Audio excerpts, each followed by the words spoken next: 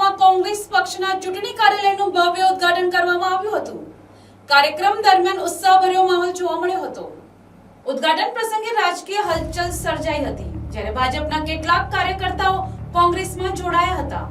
શહેરના ભૂતફળિયા, કાલિયાવાડી અને જૂના થાણા વિસ્તારોમાંથી 20 થી વધુ ભાજપના કાર્યકર્તાઓએ શહેર પ્રમુખ દીપકભાઈ બારોટના હાથે કોંગ્રેસનો ખેસ ધારણ કર્યો હતો। કાર્યક્રમમાં મોટી સંખ્યામાં સ્થાનિક નાગરિકો અને કાર્યકર્તાઓ ઉપસ્થિત રહ્યા હતા, જેના કારણે કોંગ્રેસમાં નવી ઉર્જા અને ઉત્સાહનો માહોલ જોવા મળ્યો હતો। વોર્ડ નંબર 6 ના કોંગ્રેસ ઉમેદવારો પિયુષ ઢીમર અને પ્રીતિ ધર્મેશ અમીરના સમર્થનમાં કાર્યકર્તાઓએ જોરદાર હાજરી આપી હતી અને આવનારી ચૂંટણીમાં જીત માટે વિશ્વાસ વ્યક્ત કર્યો હતો। આગામી તારીખ 26 ના રોજ સમગ્ર ગુજરાતની અંદર મહાનગરપાલિકા, નગરપાલિકાઓ, તાલુકા પંચાયત અને જિલ્લા પંચાયતના જે ઇલેક્શન થવાના છે તેને અનુલક્ષીને દરેક વોર્ડની અંદર અમારા કોંગ્રેસના કાર્યાલયોનું ઉદ્ઘાટન થઈ રહ્યું છે। તે પૈકી વોર્ડ નંબર 6 ના કાર્યાલયનું ઉદ્ઘાટન આજે મારા હસ્તે અને મારા વડીલોના હસ્તે કરવામાં આવ્યું।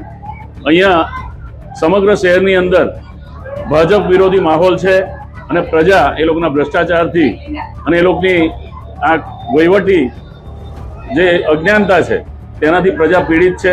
છેલ્લા 1997થી અહીંયા ભારતીય જનતા પાર્ટીનું શાસન છે અને પબ્લિક હવે થાકી ગઈ છે।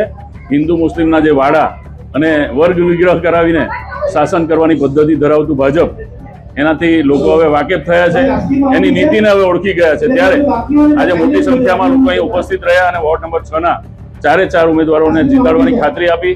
તેની સાથે ઘણા યુવાનો અને બહેનો ભારતીય જનતા પાર્ટી છોડી અને આજે કોંગ્રેસનો ખેસ પહેરી અને ભારતીય જનતા પાર્ટીને તિલાંજલિ આપીને કોંગ્રેસમાં જોડાયા।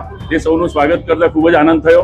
ત્યારે આગામી 28 તારીખે આવનારા રિઝલ્ટની અંદર નવસારી નગરપાલિકામાં કોંગ્રેસનું શાસન આવશે તેવી આશા એટલા માટે જન્મે છે કે ચારે બાજુ પબ્લિકનો વિરોધ છે અને લોકો ભાજપના લોકોને ભગાડી રહ્યા છે। Bureau report, NTC news, Navsari.